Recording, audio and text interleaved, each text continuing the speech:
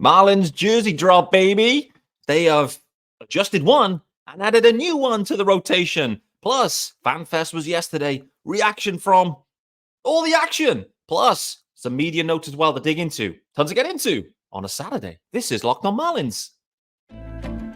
You are Locked on Marlins, your daily podcast on the Miami Marlins. Part of the Locked on Podcast Network, your team every day.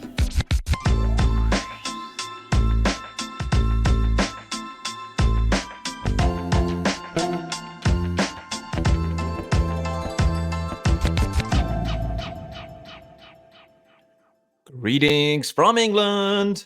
Welcome to Locked on Marlins. It's your daily Marlins pod. I'm your host, of course, Peter Pratt. Hit me up at Miami Marlins _UK. If you are listening to the pod, of course, hit subscribe. This is your team every day. And thanks for making Locked on Marlins your first listen of the day. It's Saturday. We have a Saturday morning episode. It's going to be a banger. Yes, sir. There is a YouTube channel as well. Make sure you hit subscribe over there. That is also called Locked on Marlins. And for those that are watching and have the graphics, not only do you have the rundown, jersey drop, the leading number one slot, equally you'll be looking at thinking, where's Pete going? Is he off to play tennis? The answer is yes, off to play tennis in around about 25 minutes time. Saturday morning tennis vibes. I wish there was a Locked on tennis, by the way. This Australian Open's been fun. Just watch Arina Sabalenka. Sorry for spoilers here, but Arina Sabalenka just absolutely going bananas, winning the women's singles in pretty easy fashion. Dispatched Qin Wen Zheng in the final. Looking forward to the men's final tomorrow morning. Nevertheless, this is not Locked on Tennis, although there should be. This episode is sponsored, though, by Gametime. And you can download the Gametime app, create an account, and use the code Locked On for $20 off your first purchase. And guys, this episode is in two segments, I would say. Just road mapping it for you here. So part two will be what should have been part two of Thursday's episode. But me and Isaac, we really got into it on the front office stuff, which was, I must say, guys, I appreciate the feedback. Isaac, great guest, great insight, great conversation. And you guys felt that too. I can see that in the comments. So don't forget, of course, leave comments. Let me know, what's landing for you guys. What are you enjoying? What topics are you enjoying? And what guests are you enjoying? All of them, I know. So we're going to kind of round that back up, talking about some Josh Bell soundbites, some Braxton Garrett, some De La Cruz. But we have to start with effectively the breaking news. And the Marlins, well, the news was broken, and then the Marlins kind of confirmed it via Twitter in some ways, or teased it. And then we got first looks at what to be some adjusted and new adjusted. I'd probably say they're more adjusted jerseys, but one of them in particular seemingly will be in the rotation for 2024. So we'll talk about this jersey drop. Equally, we'll talk about FanFest as well. And everyone was there, it seems. But there was one person in particular that wasn't there, which, considering his profile in the game and with the Marlins, was very interesting. So I'm intrigued to understand why. Talk about that after. So let's start with the jerseys then, guys. Let's start with these jerseys. And the Marlins teased it out that the black jersey, let's start there. The black jersey, I bought one. I have a black jersey. And it has Lewis Brinson on the back of that black jersey. That is being adjusted. It's being adjusted to seemingly make the lettering more prominent, stand out, make it easier to read. I think that's always been the feedback of those jerseys. On screen, it's actually hard to distinguish, particularly the player names and numbers, because it's kind of black on black or like gray on black or whatever it might be. So I kind of get that. For the casuals, I get that makes sense. For us Marlins fans, like, we know who everyone is. We don't need names and numbers. We know who these guys are. But nevertheless, the black jersey, they have tweaked it, effectively replacing the black on black with a white on black. There used to be a white on black, I think, back in the day in Marlins throwback vibes. So in many ways, the base of the black jersey remains, but the white clearly pops against the black. Like, it's more of a stark contrast versus the kind of 50 Shades of Black situation they had before.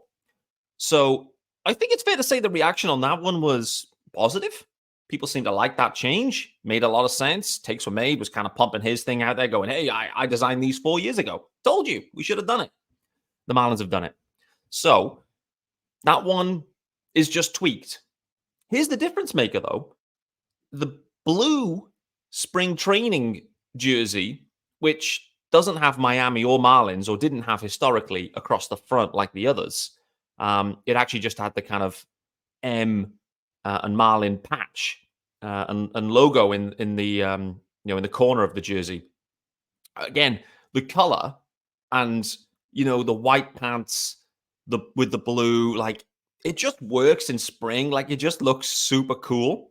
And so the Marlins have decided to incorporate these into their everyday rotation. And I think it's fair to say that that's a fat dub. I saw Jason Latimer on Twitter talking about how this was something that seemingly has been in the works for some time, because he's talking about how he helped to push this through during 23. Obviously, Jason Latimer left the Marlins kind of, he didn't see the full year out. And so this brainchild has been in process maybe for some time. So let's start there. The blue, if it is indeed the same blue, and I assume it is the same blue that has been utilized in spring, introducing that into the rotation, another fat dub generally. What I would call out is when I saw them, in terms of like the first time I saw them on a player, I think, there's a couple of the usual media guys down there covering FanFest and whatever. And I think it was Kevin Barral, roll those R's. Kevin posted a picture. I kind of reposted it with some commentary. In that clip specifically, like that jersey just kind of looked a bit weird. Something looked a bit off. I don't know if it was the lighting or something was going on, or maybe it was just the fact that it was being worn by Jake Berger at that point in like street clothes. And I think he had some like cowboy boots on or something. I don't know the vibe that Berger was going with on that one, but it didn't kind of look right. And it's maybe because it isn't being worn as it's designed to be worn with the white pants and whatever it might be. The lettering didn't look right either. Something just looked kind of off in that video. What I have seen subsequently is like a Marlins specific picture that they took. And I don't know if it's been filtered, by the way. I don't know if they zoomed up the colors or not. But when you've got Skip in the white, you've got Luis Arias in the black, and you've got Berger in the blue, they all definitely looked pretty cool in that situation. So in some ways, it may have just been a trick of the camera. It may just have been like the colors just didn't come through. The lighting, I don't know. But on Kevin's video that he shared, I was just like, man, that blue just doesn't look good. Something's kind of gone wrong with it. Is it the Marlins lettering just looks a bit crap? Is it? I don't know. Like, I love those spring training jerseys, and I actually love the fact that they just had that like simple patch in the corner. I thought that was kind of cool, to be honest with you. So they've gone away from that. They have made the adjustment. They've put Marlins on the front of that one. It's going to be introduced. The rules. Let's talk about jersey rules, because this is the interesting part. We've got Andy Slater. I mean, this is what this offseason's come to now. We have got Andy Slater, a man who I love, for sure. And he's digging into his sources like I have never seen before. We now have a situation where Andy Slater has got a seamstress source to say that actually the blue won't be used in the regular season. Then there's a second seamstress source that says they will be used in the regular season. And I believe that will be the situation. So Andy Slater was it's almost parody reporting in this one. I mean, I absolutely love it. This is right out of the Pete Pratt reporting manual, no doubt. But yeah, Andy Slater calling out that they will be used in the regular season. That seems to be the situation. So they have the home whites, they have the black, they have the blue, they have the City Connect, and they have room for one other. And that typically would be, I guess, that spot would typically be the road grays, which I think this is a historical thing. I think like back in the day that it was like home whites, road grays. Like that was kind of how baseball was played back in the day. I just want to call out that I absolutely despise the road grays. They look terrible. They lack flair. They lack sex appeal. They lack everything. to do with the Marlins. When you look at their, everything else they wear, the grays are like a significant downgrade. The City Connect is insane. The throwbacks last year were insane. The blue, we've been calling for it for years. Sexy. The black, I like the vibes. I actually like the black on black vibe, but I get it, the tweak they've made. And I think the tweak works too. So that's fine. Everything's sexy. The road grays, man, oh man, they're poop. They are poop. And I hope the road grays are put in the bin, frankly. Like, if you want road jerseys, then just go with the road blacks. I'm okay with that. And then you got your throwback teals.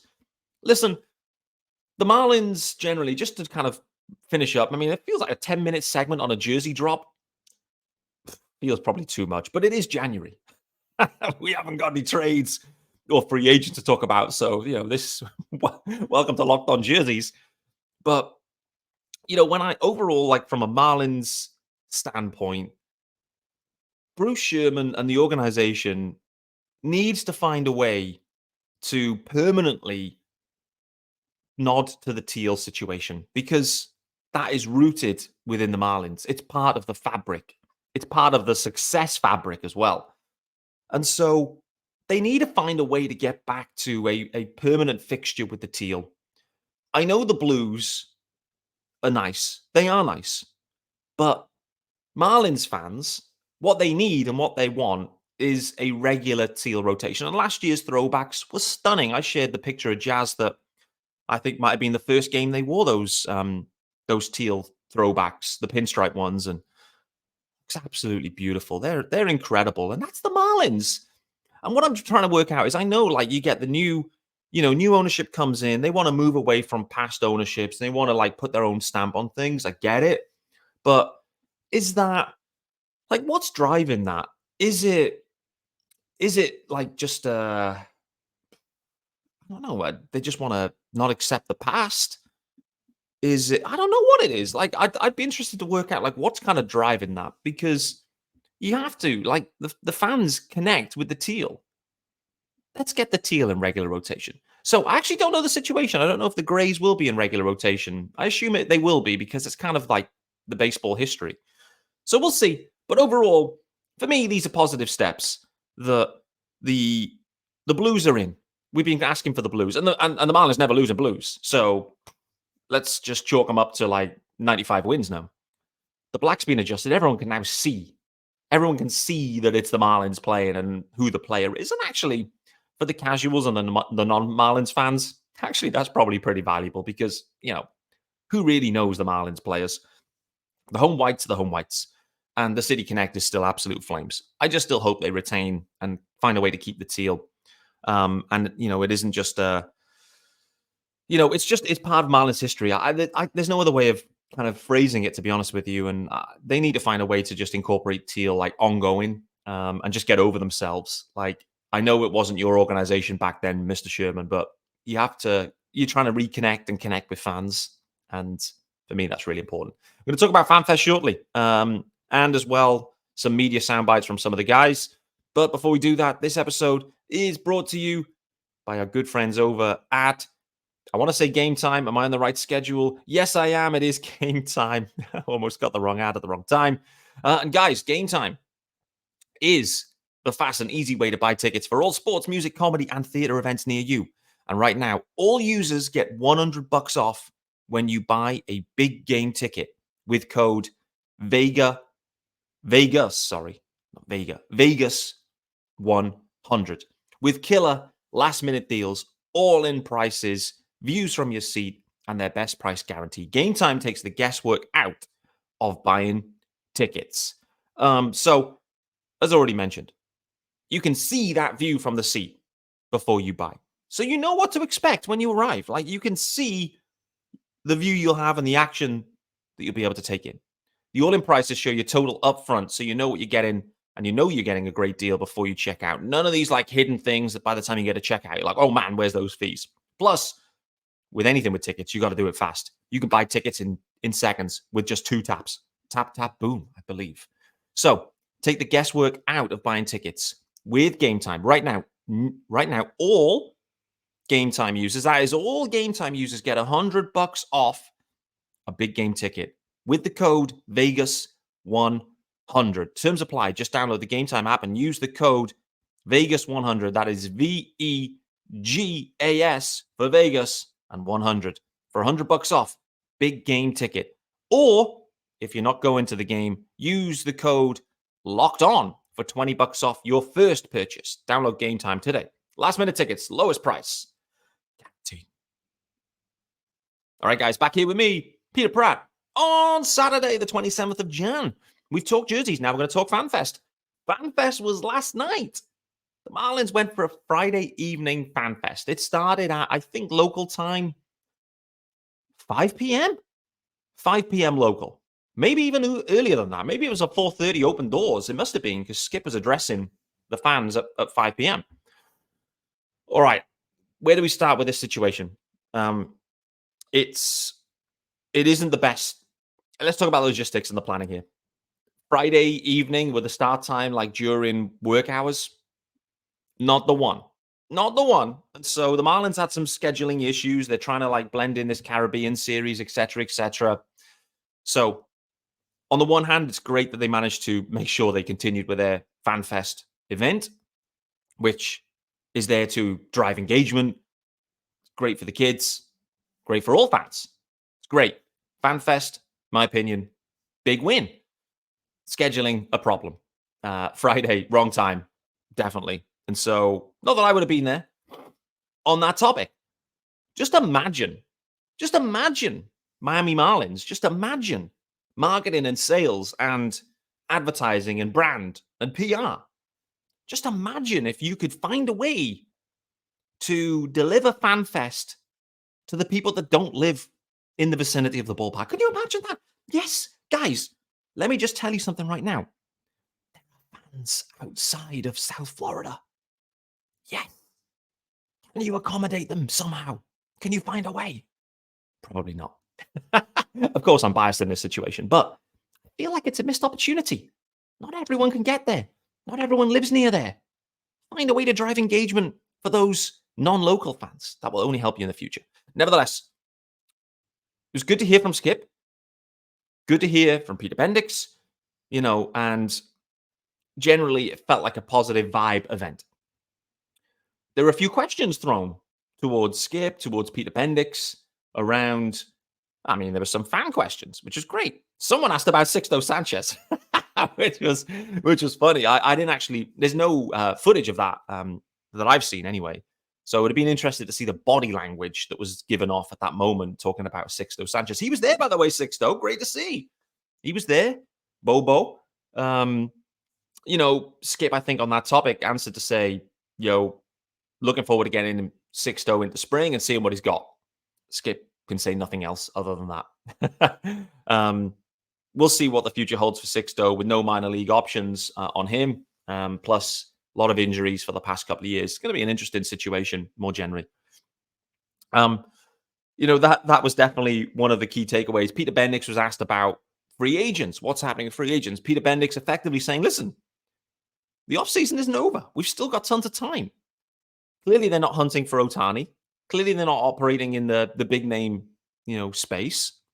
But the vibe I get is that Peter Bendix is still working on tons of different options. The free agent situation, if they do acquire any, it will be low cost. They're not going to go down. He's already called it out. Like, we're actively avoiding the balloon multi-year situation where you end up with dead dough. They've been burned by the Avi contract, rightly so, and they're looking to avoid that situation. You are looking at 1-year deals, maybe team option deals, something in that range, to scoop up and fill some holes. In general, there isn't a ton of holes. Nick Fortes, again, being talked about. A lot of talk about Nick Fortes this offseason. And again, pointing to the room for growth offensively. The Marlins are looking for that. They need it. Nick Fortes needs it. And I think they believe in Nick Fortes. And so, that's going to be, for me, one of the most interesting aspects of this year is, can Nick Fortes get the stick going again? And how can Christian Bethancourt help him defensively, particularly with the arm and controlling the running game?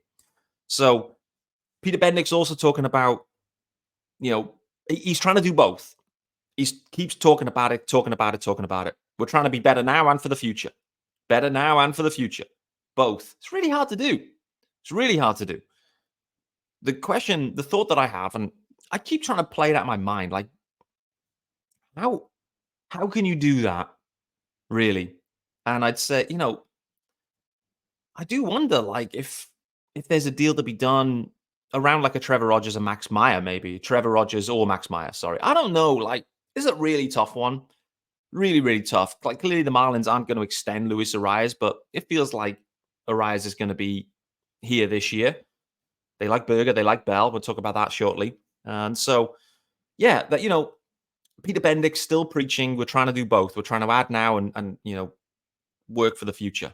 And add now maybe those free agents. It might be they move someone to stock the farm, and they add some free agents to plug the holes that are created. One final thing on FanFest, just want to call out.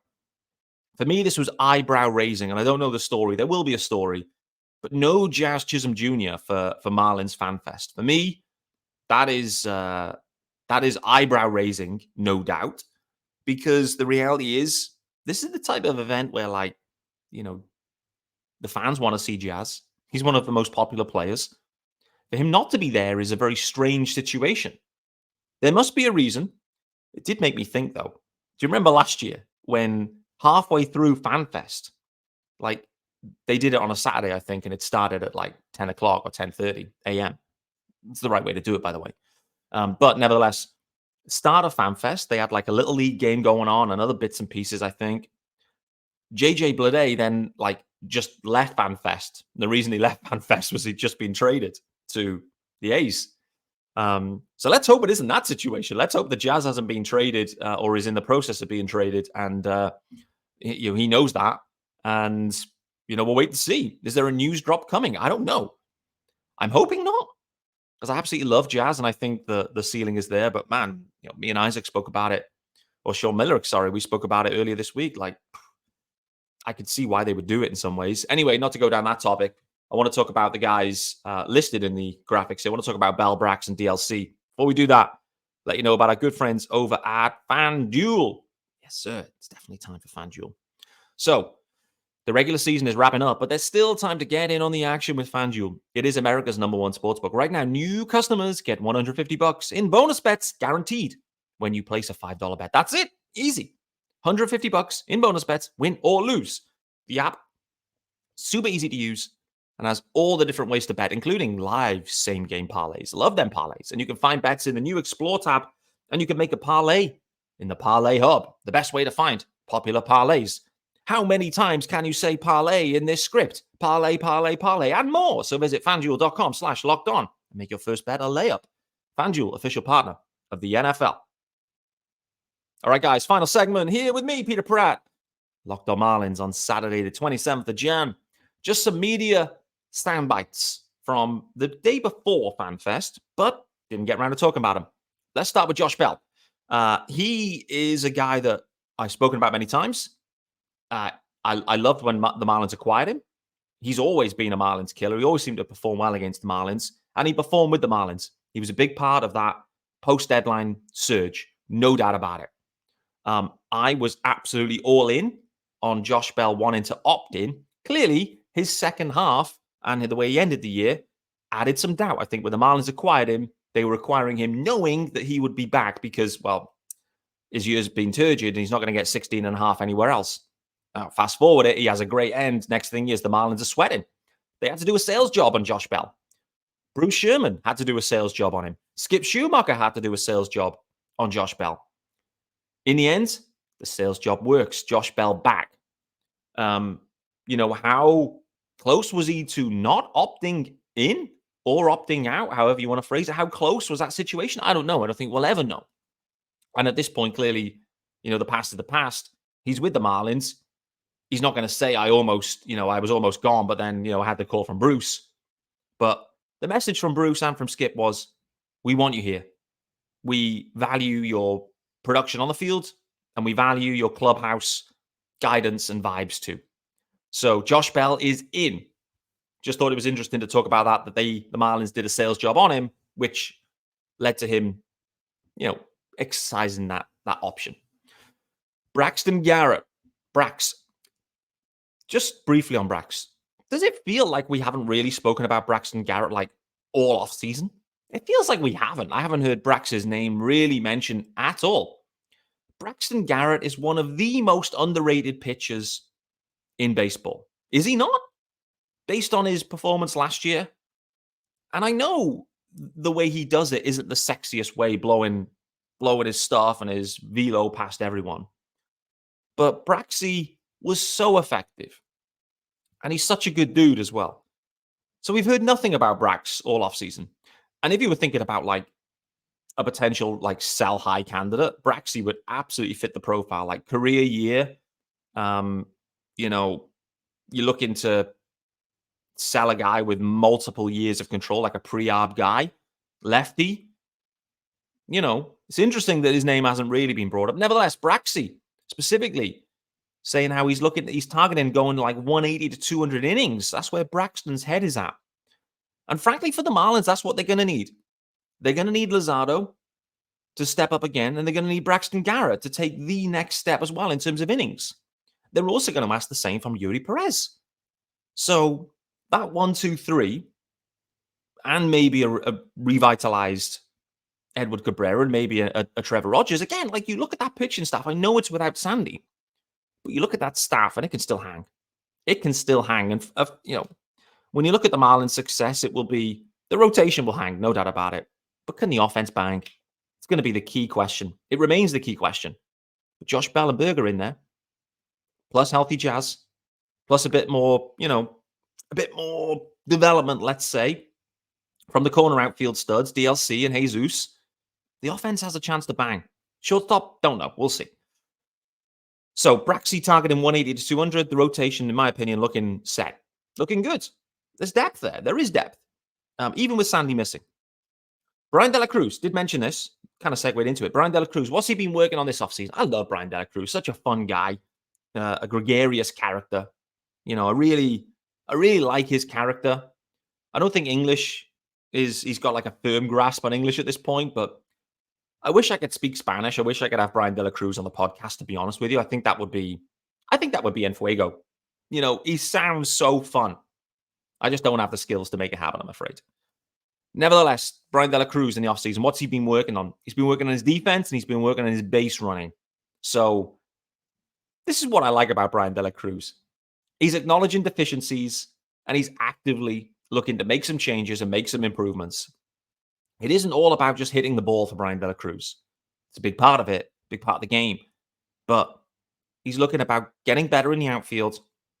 And for some reason, he's always had a kind of base running, you know, a mental issue, seemingly. Like, there's a lot of mental errors that seem to appear on the basis of Brian De La Cruz. So I don't know how much of that you can adjust or if it's just mental adjustments. But nevertheless, the Marlins can get Brian De La Cruz, you know, looking better in left field, if they can get him improved on the base pass. And frankly, I expect the Marlins in 24 to be much improved on the bases. They need to be much improved because these are where the little fine margins of the game can be exploited. And the rules allow you to exploit them. They really do. And you've got a contact hitter like Arias that you can trust.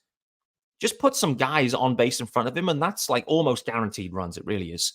So, in summary, guys, the Marlins have dropped some new jerseys, but, well, they've been refined old classics and modernized maybe. So a jersey drop. Let me know what you think about them. My assessment was I kind of like the black, you know, with the white lettering in some ways. Like, that's my preference. I've always loved the blue. But in the video, I saw the blue kind of looked a bit funky and the lettering on it kind of looked a bit off. But then on the picture I saw, which the Marlins took, which may have been, you know, zooped up, who knows? They did kind of look cool. FanFest ended up over 15,000 there on the day. So in the end, the Marlins got the numbers in. However, the day and the start time, probably not optimal. But Jazz Chisholm Jr., conspicuous with his absence. What's the story there? Don't know. Josh Bell, he was given the sales job by Bruce Sherman and Skip Schumacher. Braxton Garrett is projecting serious length in 2024. Huge body of work, 180 to 200. And Brian De La Cruz working on the deficiencies to make himself better. Guys, that's been Locked on Marlins for Saturday, the 27th of Jan. I'm Peter Pratt. I look forward to seeing you real soon.